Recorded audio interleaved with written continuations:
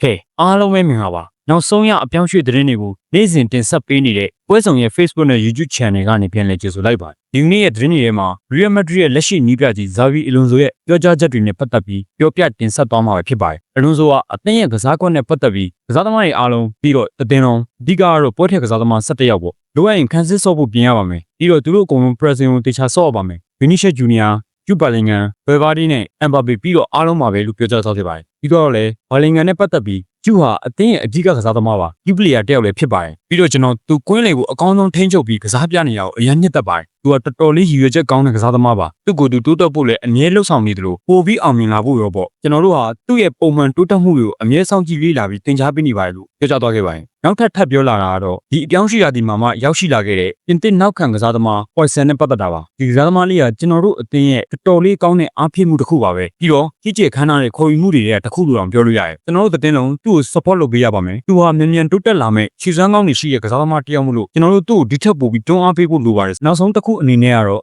Rodrigo နဲ့ပတ်သက်တာပါဒီဘရာဇီးတောင်ပန်တိုက်စစ်ကစားသမားလေးဟာသူ့မှာတော်တော်လေးကောင်းမွန်တဲ့ခံစားချက်တွေရှိနေရပါသူ့ကိုအရန်ကုန်မှာရှိနေခဲ့ရလဲပွဲတစ်ခုရဲ့အလှည့်ပြောင်းတွေကိုဖန်တီးဖို့နဲ့ကောင်းမွန်တဲ့ technical decision တွေကိုချနိုင်မှုပါသူဟာကျွန်တော်တို့အတွက်အရေးကြီးလို့တဲ့ကစားသမားတွေကတယောက်ပါကျွန်တော်တို့ Club World Cup မှာသူ့ကိုဒီထက်ပိုပြီးလိုအပ်ပါတယ်ပြီးတော့ဒီကစားသမားဟာ special player တယောက်ပါကျွန်တော်တို့အဓိက key role အတွက်ကစားပေးမဲ့ကစားသမားတယောက်လည်းဖြစ်ပါတယ်လို့ပြောကြားသွားခဲ့ပါတယ် Real Madrid ရဲ့နောက်ဆုံးရသတင်းတွေကတော့ဒီလောက်ပါပဲဗီဒီယိုလေးကိုအဆုံးထိကြည့်ပြီးတဲ့အတွက်ကျေးဇူးအများကြီးတင်ပါတယ်ပွဲဆောင်ရဲ့ YouTube Channel မှာနောက်ဆုံးရသတင်းတွေကိုတွားရောက်နားထောင်နိုင်ပြီး Subscribe လေးလုပ်ပေးပါလို့ပြောရင်းနဲ့နောက်ထပ်ဗီဒီယိုတွေမှာပြန်လည်ဆုံတွေ့ကြပါမယ်ဗျ